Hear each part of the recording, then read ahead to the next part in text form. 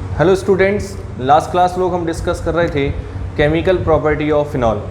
तो वहाँ हमने देखा था कि फ़िनॉल की कौन कौन सी केमिकल प्रॉपर्टीज़ हो सकती हैं और उनको हमने वहाँ डिटेल्स में कवर करा। और साथ ही साथ हमने बात करी थी physical property of phenols. I hope आपने वो वीडियो देखी होगी और आपको पसंद भी आई होगी, ठीक है ना। तो आज हम उसी ऑर्डर में बात करेंगे the acidic nature of phenol. देखिए, हम लोगों ने बात करी थी कि अल्कोहल का भी एसिडिक नेचर होता है और फिनॉल का भी एसिडिक नेचर होता है, बट स्ट्रॉन्गर नेचर किसका होगा तो मैं आपको बता देता हूँ। Phenol are the stronger acid than the alcohol. अब वो क्यों होगा और कैसे होगा, आज हम उसको डिटेल में स्टडी करने वाले हैं, ठीक है ना। तो एक बार हम हेडिंग लगा लेते हैं। हेडिंग होगा कि फिनॉल्स लिखो, बल्कि phenols are stronger, phenols are the stronger acid than alcohol. कि फिनॉल्स का जो नेचर है वो एसिडिक ज़्यादा है और अल्कोहल का क्या है, लो है। तो फर्स्टली देखिए, किसी भी एसिड का एसिडिक नेचर आयनाइजेशन कांस्टेंट पर डिपेंड करता है। जब भी किसी एसिड का आयनाइजेशन कांस्टेंट जितना ज़्यादा होगा इट मीन्स वो आयनाइज ज़्यादा होगा, और आयनाइज ज़्यादा होगा तो वहाँ प्रोटॉन्स की कॉन्सेंट्रेशन सॉल्यूशन के अंदर क्या होगी, ज़्यादा होगी। तो फर्स्टली तो हम यही बात लिख सकते हैं, थोड़ा यहाँ से लिखें, जगह हमें ज़्यादा कवर करनी है, बल्कि यहीं से लिखते हैं। अच्छा, कि फिनॉल्स आर स्ट्रॉन्गर एसिड। क्यों होते हैं, क्योंकि इसका आयनाइजेशन कांस्टेंट जो होता है Ka 10 to the power minus 8 से 10 टू दी पावर माइनस 10 के बीच होता है ना। देन अल्कोहल, और अल्कोहल का जो आयनाइजेशन कांस्टेंट होता है वो 10 टू दी पावर माइनस 16 से 10 टू दी पावर माइनस 18 के बिटवीन होता है। जरा 18 है, ढंग से लिख लो, ठीक है ना। साथ ही साथ हम बोल सकते हैं दे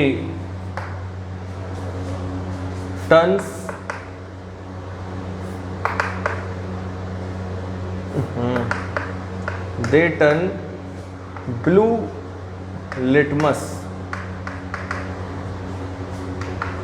टू रेड। फिनॉल्स क्या करेगा बताओ, ब्लू लिटमस को कहाँ चेंज कर देता है बताओ, रेड में कर देता है। साथ ही साथ और क्या कर सकता है, and also react with aqueous NaOH या कोई भी एल्कलाइन सॉल्यूशन, है ना, टू फॉर्म। क्या बनाता है, हमने केमिकल प्रॉपर्टीज पढ़ी हैं लास्ट वीडियो में। फिनॉक्साइड क्या बनाता है, जैसे अगर NaOH के साथ कराओगे तो सोडियम फिनॉक्साइड बनाएगा, KOH के साथ कराओगे तो पोटेशियम फिनॉक्साइड बनाएगा, बट ओवरऑल बनाएगा क्या, phenoxide.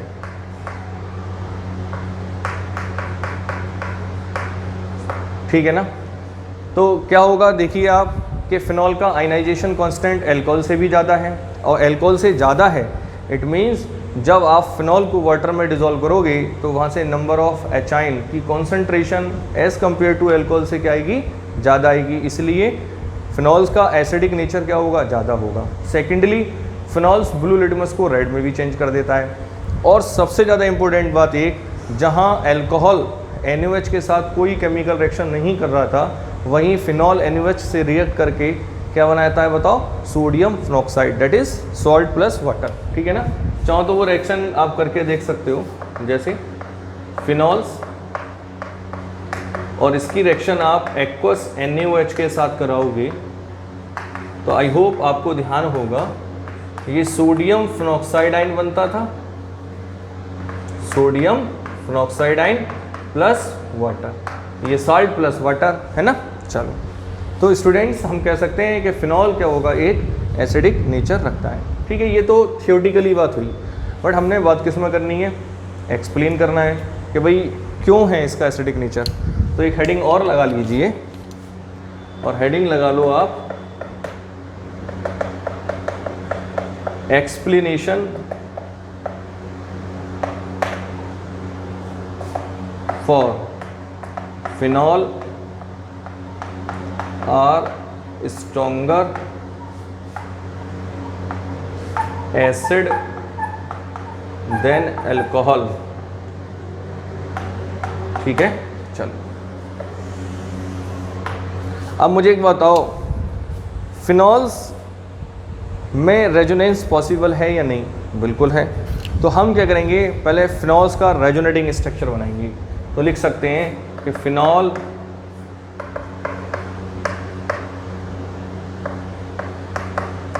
Show following resonance structure. ठीक है ना? कौन कौन से रेजोनेटिंग स्ट्रक्चर रखेगा, जरा एक बार आप देख लीजिए।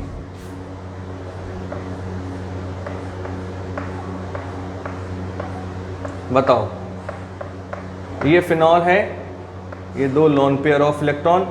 बताओ रेजोनेंस का कौन सा केस बनना है? Double bond separated by single bond lone pair of electron. तो बताओ क्या होगा, ये पाई इलेक्ट्रॉन इधर आ जाएंगे, sorry lone pair of electron इधर आएंगे, तो ये पाई बॉन्ड शिफ्ट होकर इस कार्बन पर आ जाएगी।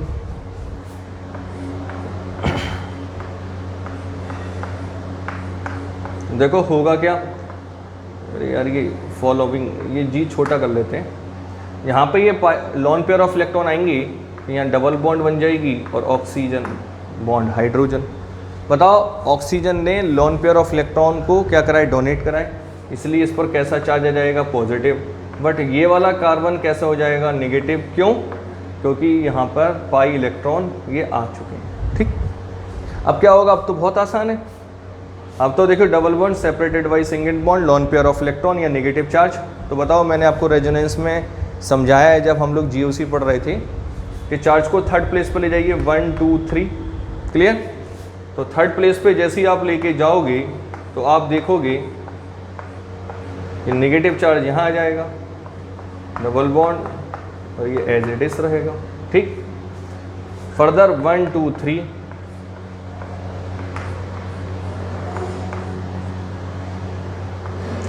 अब होगा क्या, देखिए आपको रेजोनेंस आनी चाहिए कि ये पाई लोन पेयर ऑफ इलेक्ट्रॉन इधर आएंगे, तब ये यहाँ जाएगा। सिमिलरली बताओ, ये लोन पेयर ऑफ इलेक्ट्रॉन इधर आएंगे, तब ये पाई बॉन्ड शिफ्ट होकर इधर आ जाएगी। यहाँ ऐसा देख लीजिए, 1 2 3 नेगेटिव चार्ज यहाँ आ जाएगा, और जब ये लोन पेयर ऑफ इलेक्ट्रॉन यहाँ जाएंगे तो बॉन्ड बनेगी। और वैसे मैंने आपको रेजोनेंस में सिखाया है कि चार्ज को थर्ड प्लेस पर ले जाइए, 1 2 3, और जहाँ से चार्ज आ रहा है वहाँ बॉन्ड बना लीजिए। यहाँ तो ऑलरेडी था, यहाँ बन जाएगा negative charge as it is. Finally क्या होगा बताओ, ये पाई इलेक्ट्रॉन इधर आ जाएगा और लोन पेयर ऑफ इलेक्ट्रॉन यहाँ जाएंगे और पाई बॉन्ड शिफ्ट होकर कहाँ चली जाएगी, ऑक्सीजन पर। फाइनली हमारा जो स्ट्रक्चर हो जाएगा वो कुछ ये हो जाएगा, फर्दर एल्कोहल। तो आप जरा एक सेकंड देखिए, इनको नोमेनक्लेचर कर लीजिए। इसको स्ट्रक्चर में फर्स्ट बोलूँगा, इसको सेकंड, इसको थर्ड, इसको फोर्थ, इसको फिफ्थ। अच्छा एक बात बताओ, स्ट्रक्चर फर्स्ट और सेकंड आइडेंटिकल है या नहीं? नहीं है।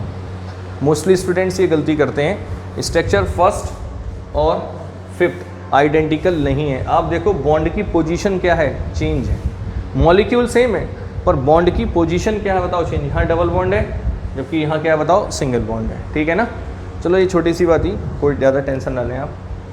अब जरा आप देखें तो स्ट्रक्चर 1 से लेके 5th तक आप देखें, स्ट्रक्चर नंबर 2 3 4 जो भी हैं, जो रेजोनेटिंग स्ट्रक्चर हैं, that is resonant hybridized structure, बताओ उनके ऑक्सीजन पर पार्शली पॉजिटिव चार्ज आ रहा है या नहीं? बिल्कुल आ रहा है। तो अब पार्शली पॉजिटिव चार्ज आने से क्या होगा, ज़रा ध्यान से सोचो, क्या ऑक्सीजन के ऊपर पॉजिटिव चार्ज पॉसिबल है? अरे भाई बिल्कुल नहीं है। क्यों नहीं है? क्योंकि ऑक्सीजन एक मोर इलेक्ट्रोनेगेटिव है। ठीक है ना? और जब मोर इलेक्ट्रोनेगेटिव है तो ऑक्सीजन क्या करेगा, जो शेयर्ड पेयर ऑफ इलेक्ट्रॉन है बिटवीन ऑक्सीजन बॉन्ड हाइड्रोजन, ये इलेक्ट्रॉन को क्या कर लेगा, खींच लेगा, और खींच लेने से क्या होगा, प्रोटॉन को रिलीज कर देगा। ठीक है ना? तो ज़रा एक बार देख लेते हैं क्या होगा क्या रिजल्ट निकला, जरा इसको मैं लिख देता हूं कि as a result of resonance, result of, जरा एक काम करें, ये 2 और 3 ऊपर ही लिख लो, नदी थ्योरी में घुस रहे हैं, ठीक है। ये 4 नंबर का है और ये 5th नंबर का रेजोनेटिंग स्ट्रक्चर है। आप नंबरिंग करिए, ऐसा कुछ है नहीं, ठीक है। मैंने यहाँ से लेके यहाँ तक ये 5 रेजोनेटिंग स्ट्रक्चर बने हैं, इनको मैंने नंबरिंग करा है। एक्चुअली थ्योरी लिख रहा हूँ तो इसमें ये क्रॉस हो जा रहे हैं, इसलिए मैं अलग लिख रहा हूँ। As a result of resonance,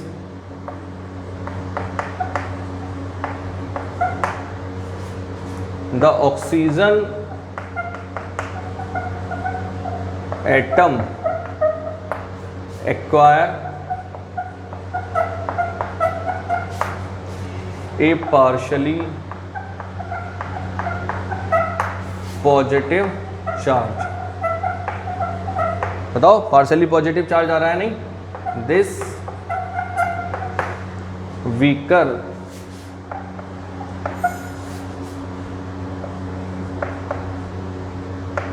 the, ऐसा लिखो, this weakens the O bond H, ठीक है, O bond H bond and release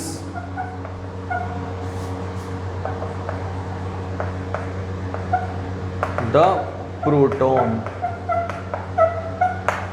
तो क्या होगा कि जब ऑक्सीजन के ऊपर पॉजिटिव चार्ज आ जाएगा तो ऑक्सीजन क्या करेगा, oxygen bond hydrogen, that is this, ये प्रोटॉन को क्या कर देगा, वो रिलीज कर देगा। एक बार जरा आप कॉपी कर लीजिए, मेरे पास थोड़ी स्पेस कम है।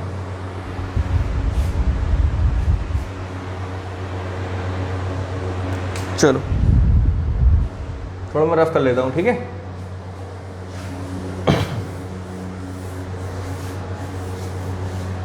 थोड़ा इसको भी रफ कर लेते हैं यार।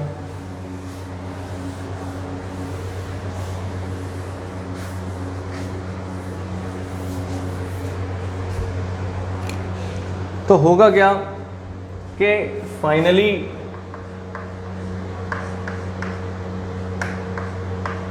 फिनॉल्स के ऊपर हमने देखा या पार्शली पॉजिटिव चार्ज आ रहा है, और पॉजिटिव चार्ज आने से ऑक्सीजन क्या करेगा बताओ, ये शेयर्ड पेड ऑफ इलेक्ट्रॉन को अपनी ओर क्या करेगा, शिफ्ट करेगा, और उससे क्या कर लेगा बताओ, हाइड्रोजन को एलिमिनेट कर देगा। देखिए पार्शली आ रहा है, फाइनली रेजोनेंस पर नहीं आ रहा है। चाहो तो आप इसको ना लिखें तब भी कोई प्रॉब्लम नहीं है। मतलब जब रेजोनेंस हो रही थी तो बीच में पॉजिटिव चार्ज आ रहा था, तो क्या करेगा, ऑक्सीजन इस बॉन्ड के जो शेयर्ड पेड ऑफ इलेक्ट्रॉन है उसको अपनी ओर अट्रैक्ट कर लेगा। कैसे, या आप ऐसा कहो, या इसको हम वाटर में डिजोल्व करें तब क्या होगा, देखिए यहाँ से ये प्रोटॉन रिलीज होगा और रिलीज होकर वाटर के साथ मिलकर हाइड्रोनियम आयन बना देगा और यहाँ फिनॉक्साइड आयन बन जाएगा। अब बताओ, जब ऑक्सीजन ये शेयर्ड पेड ऑफ इलेक्ट्रॉन खींच लेगा तो इस पर नेगेटिव चार्ज आ जाएगा भाई, क्योंकि इन्हें इलेक्ट्रॉन ले लिए। साथ में क्या बनेगा बताओ, H3O positive, that is hydronium ion. Clear. चलो, तो अब होता क्या है जरा ध्यान दें, ये क्या बना, फिनॉक्साइड आयन।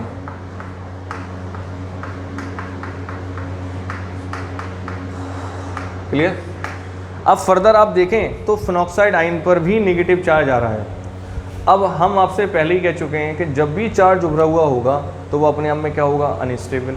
तो सिंस अब ये फिनॉक्साइड आयन भी क्या चला जाएगा बताओ, रेजोनेंस में चला जाएगा। कैसे, यहाँ लिख सकते हैं फिनॉक्साइड आयन, यहाँ से लिख लो,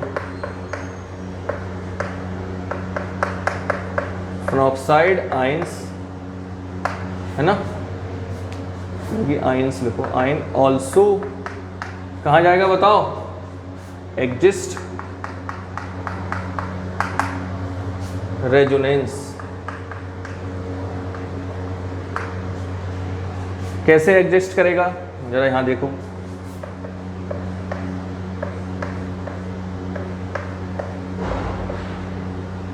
थोड़ा नीचे बनाओ, मिल रहा है।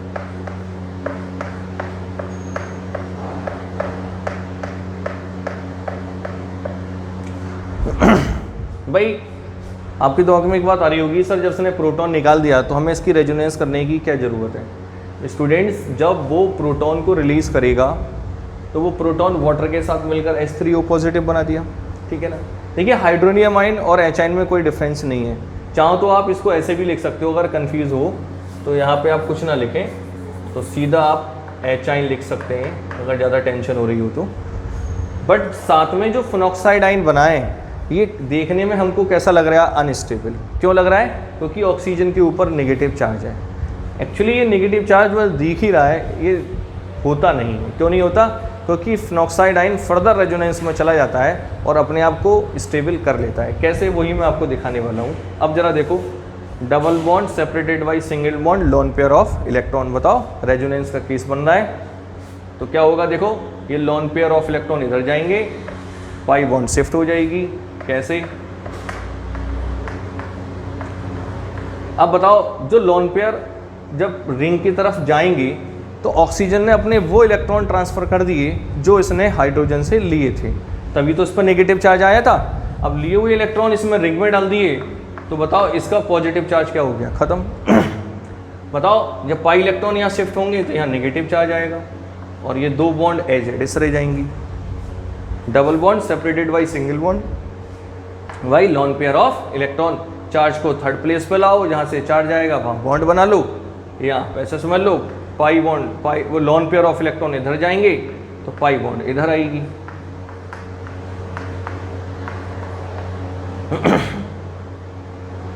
तो क्या होगा, देखो एक बॉन्ड यहाँ, एक यहाँ, और ये लोन पेयर ऑफ इलेक्ट्रॉन, ये डबल बॉन्ड ऑक्सीजन। फर्दर ये इधर आएगा, ये यहाँ आएगा, यहाँ चार्ज 1 2 3 सब हम GOC के अंदर डिस्कस कर चुके हैं। क्लियर, चलो फाइनली क्या होगा बताओ, ये लोन पेयर इधर जाएगा, पाई इलेक्ट्रॉन इधर आएगा, तो फर्दर ऑक्सीजन के ऊपर नेगेटिव चार्ज आ जाएगा। अब जरा आप यहाँ ध्यान दो, हमारे 5 स्ट्रक्चर वहाँ कंप्लीट हो गए थे। इसको मैं 6 लिख लूँ, इसको 7 लिख लूँ, इसको 8 लिख लेता हूँ, इसको 9 और इसको 10। अगर आप ध्यान दें स्ट्रक्चर 1 to 5 में, अभी आप नोट्स खोलिए जो आपने अभी कॉपी करा होगा। स्ट्रक्चर 1 to 5 में 3 रेजोनेटिंग स्ट्रक्चर ऐसे थे, कौन कौन से, second, third, fourth, second, third और फोर्थ, जिनमें ऑक्सीजन के ऊपर कैसा चार्ज आ रहा था, पॉजिटिव, जिससे वो फिनॉल को क्या कर रहे थे बताओ, अनस्टेबल कर रहे थे। और वो स्टेबल कैसे हुआ, उसने प्रोटॉन को रिलीज करा। अब हमारे पास फर्दर 1 2 3 4 5 स्ट्रक्चर आ चुके हैं। अब जरा आप देखो, जहां फिनॉल में, बहुत ध्यान से सुनने वाली बात है मेरी, जहां फिनॉल में 1 to 5 जो 5 रेजोनेटिंग स्ट्रक्चर थे, उसमें 3 रेजोनेटिंग स्ट्रक्चर फिनॉल को अनस्टेबलाइज कर रहे हैं। क्यों कर रहे हैं, क्योंकि फिनॉल में ऑक्सीजन के ऊपर पॉजिटिव चार्ज आ रहा है। अभी आप देख लीजिए, देखिए मैं तो रफ कर चुका हूँ, मेरे पास यहाँ पे स्पेस नहीं था, आप अपने नोट्स में देखिए अगर आपने देखा हो, ठीक है। बट अगर जैसे ही हमने वो फिनॉल से प्रोटॉन निकला और फर्दर कौन बना बताओ, फिनॉक्साइड आयन, तो फिनॉक्साइड आयन फर्दर रेजोनेंस में गई और बताओ फर्दर ये 5 स्ट्रक्चर बने। मैंने उसी के आगे से काउंटिंग कर दी, 6 7 8 9 10। अब मुझे देखो, इन 5 में से केवल 2 पर नेगेटिव चार्ज है और 3 यहाँ क्या कर रहे हैं बताओ, उसको स्टेबलाइज कर रहे हैं। बताओ क्या यहाँ नेगेटिव चार्ज है, नहीं है।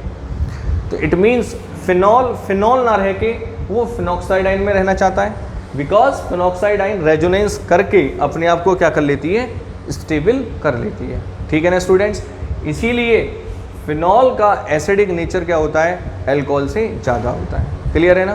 तो एक बार आप इसको कॉपी कर लीजिए, ये तो आप लिख चुके होंगे, ये तो लिख चुके होंगे ना, चलो तो एक बार आप इसको कॉपी कर लीजिए। चाहो तो मैं इसके नीचे थोड़े नोट्स और लिख दूंगा, इसका भी एक्सप्लेनेशन, बट इसलिए एक बार आप इसको कॉपी कर लीजिए।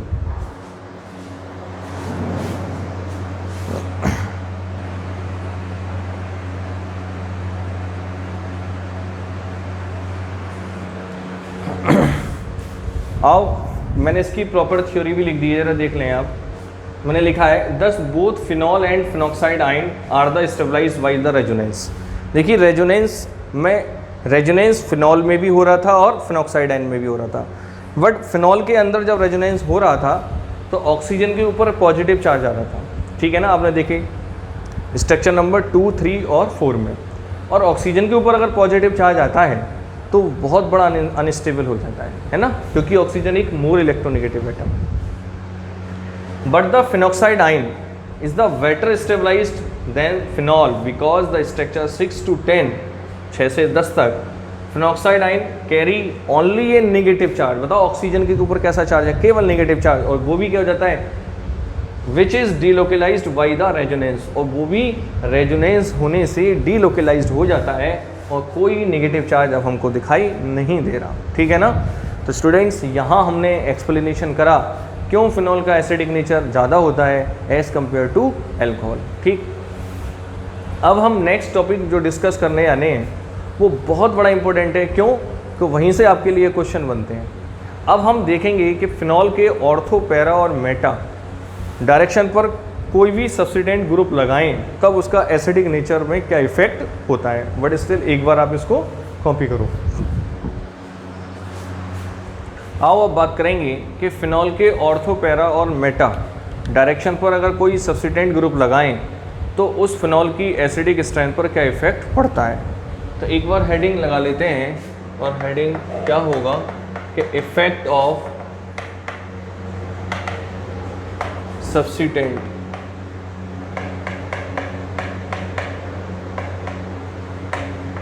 effect of substituents on the acidity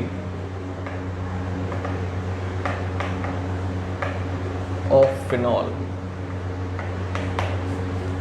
कि किसी भी सब्स्टिटेंट का फिनॉल की एसिडिक स्ट्रेंथ पर क्या इफेक्ट पड़ता है। तो स्टूडेंट आई होप आप जानते ही होंगे दो तरह के सब्स्टिटेंट ग्रुप होते हैं, एक इलेक्ट्रॉन विदड्रॉइंग ग्रुप और एक इलेक्ट्रॉन डोनेटिंग ग्रुप, ठीक है ना। तो दोनों ही इफ़ेक्ट से हम देखेंगे क्या क्या इफ़ेक्ट आएगा। फर्स्ट ऑफ ऑल एक मिनट आप समझ लो पहले,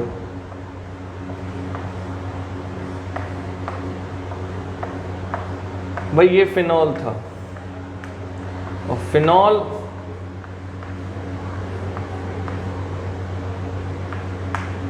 जब एक प्रोटॉन को रिलीज करेगा तो ये फिनॉक्साइड आयन बनाएगा प्लस H आयन देगा। क्लियर।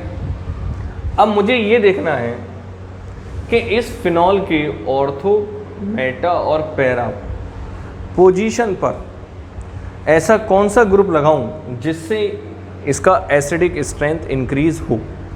क्लियर। बड़े आराम से समझो। देखिए फिनॉल का जो एसिडिक स्ट्रेंथ है वो इस बात पर डिपेंड करेगा कि बनने वाला जो फिनॉक्साइड आयन है वो कितना स्टेबल है। इसकी स्टेबिलिटी पर, स्टेबिलिटी ऑफ फिनॉक्साइड आयन यानी स्टेबिलिटी पर, फिनॉक्साइड आयन की स्टेबिलिटी पर डिपेंड करेगा। और फिनॉक्साइड आयन की स्टेबिलिटी इस बात पर डिपेंड करेगी कि ऑक्सीजन के ऊपर कितना नेगेटिव चार्ज है। भाई हमने सीखा है कि उभरा हुआ चार्ज अनस्टेबल होता है, मैं हर बार यही बात कहता हूँ।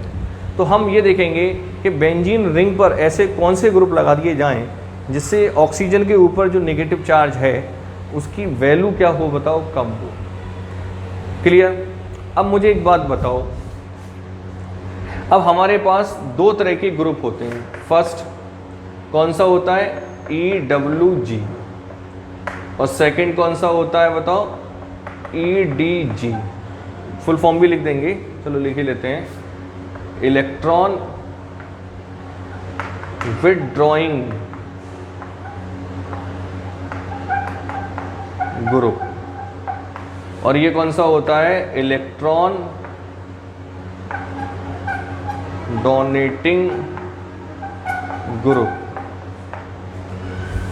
भाई EWG तो हो गए जो इलेक्ट्रॉन को लें, और बताओ EDG क्या हो गए, जो इलेक्ट्रॉन को डोनेट करें। बात समझ में आ रही है। अगर मान लो मैंने किसी भी पोजीशन पर, वो हम बाद में देखेंगे कि ऑर्थो पे क्या होगा, मेटा पे क्या होगा, पैरा पे क्या होगा, मैंने कोई भी एक सब्स्टिटेंट ग्रुप सपोज करो EWG लगाया। अब मुझे एक बात बताओ, EWG क्या करेगा? इलेक्ट्रॉन को विड्रॉ करेगा। बताओ करेगा या नहीं करेगा? चलो, अब जब इलेक्ट्रॉन को विड्रॉ, वो ग्रुप यहाँ भी लगा हुआ होगा EWG। अब मुझे एक बात बताओ, जैसी बेंजीन रिंग से जो भी EWG ग्रुप लगा होगा, that is electron withdrawing group, clear? तो वो रिंग से इलेक्ट्रॉन को क्या करेगा? विड्रॉ करेगा। बड़े ध्यान से समझना। देखिए, अगर आप लॉजिक समझ गए ना तो स्ट्रेंथ सेट करने में कोई प्रॉब्लम नहीं है, बट स्टिल आप इसका मीनिंग समझो, इसका मैकेनिज्म समझो कि ये होगा कैसे, है ना?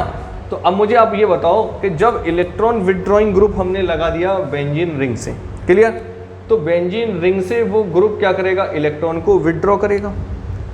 रिंग कहाँ से करेगी बताओ भाई? ऑक्सीजन एटम से। तो बताओ ऑक्सीजन पर अब नेगेटिव चार्ज इंक्रीज होगा या डिक्रीज होगा? बिल्कुल सही बात, डिक्रीज होगा। क्यों? कि अब ऑक्सीजन से जब हम इलेक्ट्रॉन लेना चालू करेंगे तो ऑक्सीजन धीरे धीरे क्या होने लगेगा? पॉजिटिव, और ये नेगेटिव चार्ज क्या होने लगेगा? कम। बात समझ में आ रही है? और जब नेगेटिव चार्ज कम होने लगेगा तो ये कैसा होने लगेगा बताओ? स्टेबलाइज्ड होने लगेगा, और उस समय एसिड की स्ट्रेंथ क्या होगी? ज़्यादा होगी। बात समझ में आती है? क्लियर है? चलो, सिमिलरली अगर मान लो अब मैं सपोज करो इसी फिनॉक्साइड आयन से मैं इलेक्ट्रॉन डोनेटिंग ग्रुप लगा दूं EDG, और बताओ इलेक्ट्रॉन डोनेटिंग ग्रुप क्या करेंगे? इलेक्ट्रॉन को डोनेट करेंगे, और वो इलेक्ट्रॉन को डोनेट कहाँ करेंगे? बेंजीन रिंग में। रिंग किसको दे देगी बताओ? ऑक्सीजन को। तो ऑक्सीजन के ऊपर और इलेक्ट्रॉन आने लगेंगे, और ऑक्सीजन क्या होने लगेगा? फर्दर नेगेटिव चार्ज रखने लगेगा, और ज़्यादा नेगेटिव चार्ज होने लगेगा। बताओ बात समझ में आ रही है? और चार्ज जब जितना ज़्यादा नेगेटिव होने लगेगा तो वो अनस्टेबलाइज्ड हो जाएगा और उसका एसिडिक करैक्टर कम हो जाएगा। बात समझ में आती है? चलो देखिए स्टूडेंट्स, ओवरऑल मैं आपको बिल्कुल ट्रिक बता दूं कि हमने एक ही बात सीखी है कि उभरा हुआ चार्ज अनस्टेबल होता है। अब ऑक्सीजन के ऊपर जितना भी नेगेटिव चार्ज ज़्यादा होगा वो उतना अनस्टेबल होगा और एसिडिक करैक्टर कम होगा। जितना चार्ज ऑक्सीजन का कम होता रहेगा वो फिनॉक्साइड आयन स्टेबल होता रहेगा और एसिडिक करैक्टर ज़्यादा होगा। क्लियर? तो मैं इसको ज़रा प्रॉपर वे में भी लिख देता हूँ, एक बार मैं जगह कर लेता हूँ, ये तो ऐसे ही समझाने का था, ठीक है।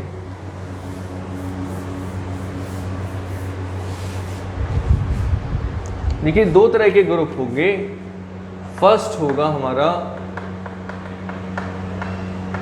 इलेक्ट्रॉन विद ड्रॉइंग ग्रुप, और प्यार से हम इसको क्या कहते हैं बताओ? EWG। और इलेक्ट्रॉन विड्रॉइंग ग्रुप के बारे में मैंने आपसे क्या कहा है? अच्छा, कुछ एग्जाम्पल भी देख लो। हालांकि ये हम सब डिस्कस करें GOC में, जहां हमने चारों इफेक्ट पढ़ाए हैं, inductive effect, mesomeric that is resonance, hyper conjugation, सारे इफेक्ट हमने GOC में डिस्कस करे हैं। और स्टूडेंट्स, मैंने पढ़ाने से पहले भी आपको बोला था कि अगर आप GOC अच्छी तरीके से कंप्लीट कर लोगे तो क्या होगा कि ये सारे इफेक्ट देखो अब यहाँ लगने वाले हैं, ठीक है ना। तो अगर आप GOC अच्छी तरीके से कर लेते हैं ना, तो ये जितने भी एसिडिक करैक्टर, बेसिक करैक्टर, अभी हम अमीन्स पढ़ेंगे तो वहाँ बेसिक करैक्टर पढ़ेंगे, एसिड में भी पढ़ना है, तो ये सब आपके लिए 5 मिनट का फिर खेल हो जाता है। तो मुझे यहाँ इतनी मेहनत करने की ज़रूरत नहीं पड़ती है। अब मुझे तो ऐसा पता नहीं चलता आप लोगों ने देखा है या नहीं, तो मैं बार बार यही कहता हूँ, प्लीज़ आप GOC ज़रूर देखिए, ठीक है ना। 14 रूल ज़रूर देखिए, तभी आप ऑर्गेनिक केमिस्ट्री की शुरुआत करें तो आपको बहुत ईजी हो जाएगा। तो देखिए जैसे इलेक्ट्रॉन विड्रॉइंग ग्रुप कौन कौन से होते हैं, मैं फॉर एग्जांपल मैं आपको बता देता हूँ। वैसे तो आपने पता होगा, अगर GOC देखा होगा तो NO2 है, साइनाइड आयन है, ठीक है, और हेलोजेंस हैं, डेट इज X, ठीक है। अच्छा, और भी हो सकते हैं टेक्स्ट का। अब जरा होता क्या है, जरा इसके बारे में हम लिखते हैं। क्या होगा बताओ? कि इलेक्ट्रॉन विड्रॉइंग ग्रुप EDG, या इसको पूरा ही लिख लो यार, electron with ड्रॉस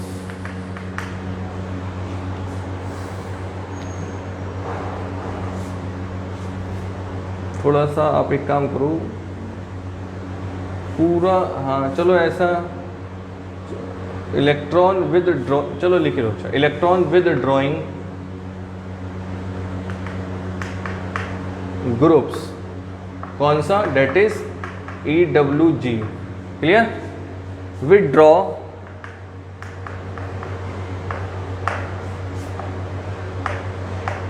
withdraws the electron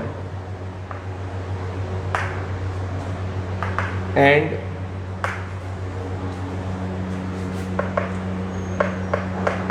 disperses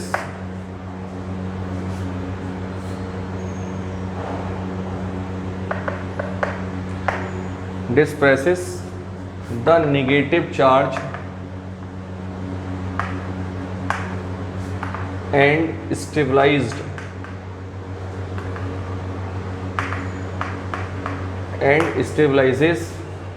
the phenoxide ion,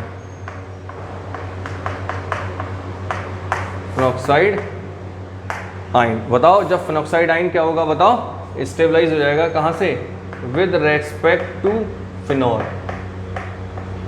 phenol के रेस्पेक्ट में बताओ वो फिनॉक्साइड आयन क्या होगा, ज़्यादा स्टेबल होगा, ठीक है।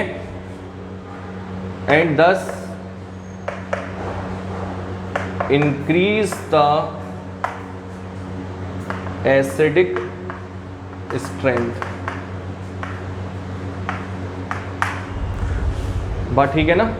तो हमने लिखा है, क्या लिखा है जरा एक बार चेक कर लीजिए कि ये एग्जाम्पल है इलेक्ट्रॉन विदड्रॉइंग के, कि electron withdrawing group withdraw the electron and disperse the negative charge and stabilize the phenoxide ion with respect to phenol and thus increase the acidic strength। बात समझ में आ रही है। तो जब फिनॉल में कोई भी इलेक्ट्रॉन विदड्रॉइंग ग्रुप लगा होता है तो वो इलेक्ट्रॉन को अपनी ओर विदड्रॉ करता है और जो बनने वाला फिनॉक्साइड आयन है वो क्या हो जाता है, स्टेबल हो जाता है। चलो दूसरा क्या होता है, दूसरे ग्रुप कौन से होते हैं जरा देखें। दूसरे ग्रुप होते हैं हमारे इलेक्ट्रॉन डोनेटिंग ग्रुप, और इसको हम प्यार से क्या बोलते हैं बताओ, EDG। तो इलेक्ट्रॉन डोनेटिंग ग्रुप क्या करते हैं, जो नेगेटिव चार्ज है उसको क्या कर देते हैं, इंक्रीज कर देते हैं, और इंक्रीज करने से उसकी स्टेबिलिटी को क्या कर देते हैं, डिक्रीज। और जब स्टेबिलिटी डिक्रीज होगी तो उसका एसिडिक स्ट्रेंथ भी क्या हो जाएगा, लो हो जाएगा। इसको भी मैं लिख देता हूँ कि electron donating group, electron donating group बताओ क्या करते हैं, donates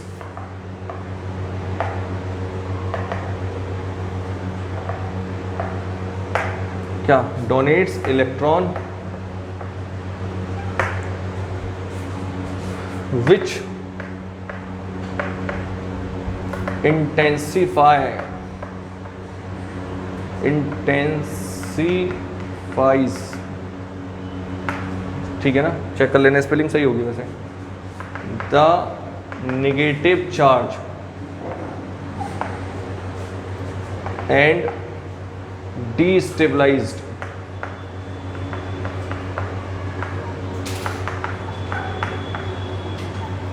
the phenoxide ion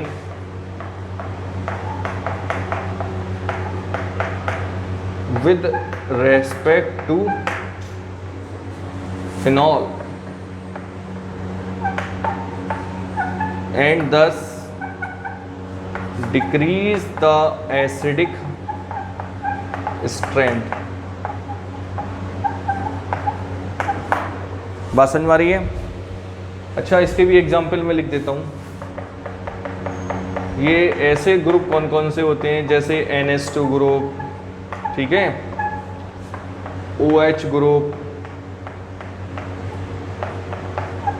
alkoxy group, और भी हो सकते हैं, ठीक है ना, मिथाइल हो सकता है, एडेक्स्ट्रा। क्लियर। तो ओवरऑल हम लोग ये बात समझ चुके हैं कि जब इलेक्ट्रॉन विदड्रॉइंग ग्रुप लगते हैं तो उसकी एसिडिक स्ट्रेंथ इंक्रीज होती है, और डोनेटिंग ग्रुप लगते हैं तो उसकी एसिडिक स्ट्रेंथ डिक्रीज होती है। एक बार आप इसको कॉपी कर लीजिए क्योंकि आपके काम में आने वाली है। अब हम कुछ क्वेश्चंस करेंगे जिन क्वेश्चन को करने से हमारी जो लॉजिक है वो और क्लियर हो जाएगा और हमें उनका ऑर्डर अरेंज करने में भी हेल्प हो जाएगी। एक बार इसको कॉपी कर लीजिए। आइए कुछ क्वेश्चंस करते हैं और देखते हैं कि हम इन डिफरेंट्स अल्कोहल है इनका एसिडिक करेक्टर को हम अरेंज करेंगे, ठीक है ना। तो लिखा है अरेंज द एसिडिक करेक्टर। अब ज़रा देखिए, यहाँ तो फिनॉल है, यहाँ मिथाइल है, यहाँ मेटा मिथाइल है। मतलब देखिए यहाँ फिनॉल के ऑर्थो पोजीशन पर कौन है, CH3, और बताओ यहाँ मेटा पोजीशन पर कौन है, CH3। देखिए स्टूडेंट्स, ये आप तभी समझ सकते हैं जब आप लोगों ने GOC को कंप्लीट किया होगा, ठीक है, क्योंकि वहाँ हम सारे इफ़ेक्ट को डिस्कस कर चुके हैं और आई होप आप लोगों ने वो वीडियोस देखी होंगी। अगर आपने GOC नहीं देखी है तब आपके लिए थोड़ा सा ये टफ हो जाएगा, ठीक है ना। चलो, तो आपको पता होना चाहिए कि मिथाइल ग्रुप ऑर्थो और पैरा पोजीशन पर हाइपर कंजुगेशन करता है। इससे पहले आपको एक बात और भी पता होना चाहिए, जगह शायद यहाँ पे है, मैं आपको बता देता हूँ कि देखिए सबसे स्ट्रॉन्ग इफेक्ट होता है रेजोनेंस, देन हाइपर कंजुगेशन और देन इंडक्टिव इफेक्ट। क्यों? कि देखिए रेजोनेंस में कंप्लीट ट्रांसफ़र ऑफ इलेक्ट्रॉन होता है, हाइपर कंजुगेशन में सिग्मा इलेक्ट्रॉन का ट्रांसफ़र होता है और इंडक्टिव इफेक्ट में इलेक्ट्रॉन की शिफ्टिंग होती है। क्लियर है ना। सबसे strong resonance, then hyperconjugation, then inductive effect. Clear. चलो अब जरा देखिए यहाँ क्या हो रहा है, हाइपर कंजुगेशन होगा और मिथाइल ग्रुप बताओ क्या करेगा, electron sigma electron benzene ring में डालेगा और बेंजीन रिंग फाइनली ऑक्सीजन को देगी और नेगेटिव चार्ज क्या होगा, इंक्रीज होगा। तो यहाँ तो हो रहा है +H, that is plus hyperconjugation, और यहाँ तो कुछ हो ही नहीं रहा है, यहाँ तो जो अपना इसका नेगेटिव चार्ज होगा वो रहेगा। बताइए, बट मेटा पोजीशन पर कोई हाइपर कंजुगेशन नहीं होता। देखिए मेटा पर ना तो हाइपर कंजुगेशन होगा ना रेजोनेंस होगा, मेटा पर केवल इंडक्टिव इफेक्ट होगा। यहाँ क्या होगा, +I। आपको पता होना चाहिए कि एल्काइल ग्रुप +I इफेक्ट करते हैं। अब जरा बहुत इंटरेस्ट आ गया इस क्वेश्चन के अंदर, ये तो केवल इलेक्ट्रॉन को शिफ्ट कर रहा है, तो बताओ जब शिफ्ट कर रहा है तो कम पॉजिटिव चार्ज कम नेगेटिव चार्ज को बढ़ाएगा। बट भाई यहाँ पे केवल इलेक्ट्रॉन को शिफ्टिंग ही तो हो रही है, इलेक्ट्रॉन ले तो नहीं रहा, बट यहाँ हाइपर कंजुगेशन में कंप्लीटली इलेक्ट्रॉन जा रहे हैं, कौन से, सिग्मा। तो सबसे ज़्यादा नेगेटिव चार्ज यहाँ होगा, उससे कम यहाँ होगा और सबसे कम फिनॉल में होगा। तो ऑर्डर क्या हो जाएगा, ये फर्स्ट नंबर पे जाएगा, ये सेकंड नंबर पे जाएगा और ये थर्ड नंबर पे जाएगा। हमने देखना है कि सबसे ज़्यादा नेगेटिव चार्ज कहाँ होगा। जहाँ सबसे ज़्यादा नेगेटिव चार्ज होगा वो उतना वीकेस्ट एसिडिक होगा, और जहाँ सबसे कम नेगेटिव चार्ज होगा वो सबसे स्ट्रॉन्ग होगा। आओ अब इस पे बात करते हैं। बताओ OCH3 डेट इज मिथॉक्सी, बताओ क्या होगा, ऑर्थो पोजीशन पर है, रेजोनेंस करेगा, वो भी कौन सी, +R। फाइनली रिंग में जाएंगे, रिंग ऑक्सीजन को इलेक्ट्रॉन देंगे, नेगेटिव चार्ज बहुत ज़्यादा हो जाएगा। बताओ मेटा पोजीशन पर क्या रेजोनेंस होगी, नहीं होगी। मेटा पोजीशन पर तो इंडक्टिव इफेक्ट होता है, तो बताओ ये कौन सा इफेक्ट हो करेगा, -I, और -I करेगा, रिंग से इलेक्ट्रॉन खींचेंगे, रिंग ऑक्सीजन से खींचेगा और ऑक्सीजन के ऊपर आप देखो ये मान के चलो ये H निकला हुआ है, तब यहाँ पे नेगेटिव चार्ज है हर एक में, है ना भाई। नेगेटिव चार्ज अभी तो हो जाएगा जब हाइड्रोजन एलिमिनेट हो जाएगा। मान के चला करो हर एक एग्जाम्पल में H निकल गया और ऑक्सीजन के ऊपर नेगेटिव चार्ज है, आप ऐसा सोच के चलेंगे। अब मुझे बताइए, जैसी यहाँ -I इफेक्ट होगा तो ये इलेक्ट्रॉन को विड्रॉ करेगा, रिंग किससे करेगी बताओ, ऑक्सीजन से, और जो ऑक्सीजन पर नेगेटिव चार्ज है वो धीरे धीरे क्या होने लगेगा, डिक्रीज होने लगेगा। बट यहाँ फिनॉल है, फिनॉल पे जो जितना चार्ज है वो रह नहीं है, तो सबसे कम तो आ गया यहाँ, उसके बाद ये और उसके बाद ये। नंबर डालना हूँ, आप अरेंज कर लेंगे। क्लियर। अब इन तीन में देखिए आप, बताओ NO2 ग्रुप क्या करता है। देखिए आपको ये पता होना चाहिए कौन सा ग्रुप रेजोनेंस करता है, प्लस आर करता है या माइनस आर करता है, कौन से ग्रुप प्लस आई या माइनस आई करते हैं, या कौन से ग्रुप प्लस एच या माइनस एच करते हैं हाइपर कंजुगेशन। ठीक है ना। तो ये सारी वीडियोस हम कहाँ दे चुके हैं, जीओसी के अंदर, वहाँ से आप देख लेंगे। अब जरा यहाँ देखिए, तो यहाँ तो खैर फिनॉल ही है, यहाँ NO2 ग्रुप मेटा पोजीशन पर लगा हुआ है, और मेटा पोजीशन पर तो केवल और केवल इंडक्टिव इफेक्ट होता है, और NO2 कौन सा इफेक्ट करता है, माइनस आई। बताओ NO2 ग्रुप क्या करता है, माइनस आर। ऑर्थो और पैरा पोजीशन पर ही रेजोनेंस हो सकती है, तो यहाँ क्या होगा बताओ, माइनस आर। अब मुझे एक बात बताओ, माइनस आर जब रेजोनेंस होगा तो ये इलेक्ट्रॉन को अपनी ओर विड्रॉ करेगा। भाई माइनस आर का मतलब क्या है कि इलेक्ट्रॉन को ले लेना। फाइनली रिंग किससे लेगी बताओ, ऑक्सीजन से। तो यहाँ रेजोनेंस होने के कारण, क्योंकि रेजोनेंस का इफेक्ट सबसे ज़्यादा होता है, यहाँ से इलेक्ट्रॉन ज़्यादा लेगा, फाइनली ऑक्सीजन के ऊपर नेगेटिव चार्ज सबसे कम हो जाएगा। फर्स्ट पर ये आ जाएगा, सेकंड पर ये आएगा, और थर्ड पर। क्लियर। इसमें आप देखिए, ये बहुत अच्छा क्वेश्चन है। बताओ NH2 ऑर्थो पोजीशन पर है, प्लस आर करेगा, रिंग में इलेक्ट्रॉन डाल देगा। देखिए जिनके ऊपर लॉन पेयर ऑफ इलेक्ट्रॉन होंगे हमेशा प्लस आर करेगा, और जिन ग्रुप्स में डबल बॉन्ड या ट्रिपल बॉन्ड होगी वो हमेशा माइनस आर करेंगे। ये थोड़ी सी ट्रिक है। जब ये रिंग में इलेक्ट्रॉन डालेगा, रिंग फाइनली ऑक्सीजन को दे देगी, चार्ज नेगेटिव काफ़ी ज़्यादा बढ़ जाएगा।